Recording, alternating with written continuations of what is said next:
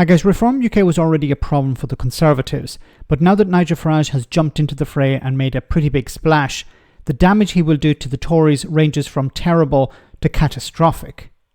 Polling expert Sir John Curtice spoke to LBC about this, and he highlighted the contrast with 2019 when the Brexit Party stood down candidates in Tory-leaning seats to help Boris Johnson.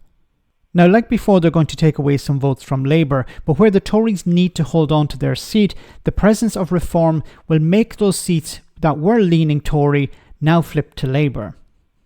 Now, if all he does is simply to ensure that support for Reform is not squeezed in the next 4 weeks, that in itself will be bad news for the Conservatives. Not least because what we have to remember here, this is in a sense, for those of us who remember the election 5 years ago, this has a remarkable sense of reverse deja vu.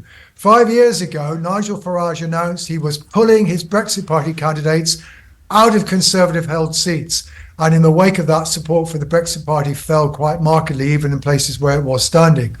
Now he's doing the very opposite. And the problem for the Conservatives is that whatever share of the vote they get, that vote is above all going to rise most in Conservative-held seats simply because the baseline is zero because there wasn't a Brexit Party candidate there last time. And we can see the key message of YouGov's MRP polling. It was there in the local elections. It was there in previous MRP polling. It was there in last year's local elections.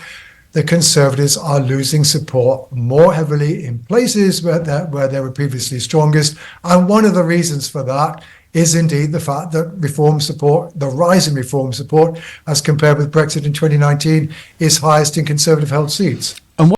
And see, this is the problem. You start off from a position where the Conservatives are already losing support to Reform.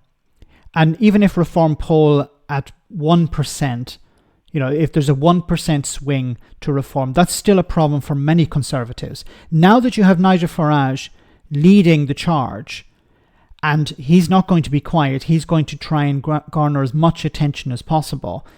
This is going to really damage the Conservatives because you're going to see that 1% grow to 2% or 3% of a swing away from the Conservatives. Now, it's going to damage also the Labour Party to a certain extent, but where it's going to damage the Labour Party, it's not really going to be a problem because they're already seeing a massive swing away from the Conservatives to them.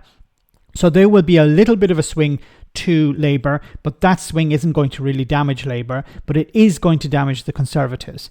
Now, we have the debates where Nigel Farage is probably going to take part in some of these, and this is of course going to drive more support towards Reform. Farage is going to campaign all over Great Britain, not including Northern Ireland. That's a different kettle of fish. TUV are there for Reform, but where he's going to campaign, this is going to draw support away from the Conservatives, not so much from Labour, but away from the Conservatives.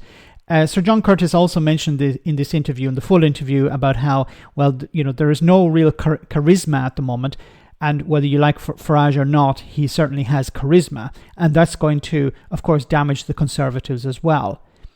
So support for the Conservatives is really at rock bottom at the moment, and it's actually going to be driven further down because of Reform UK.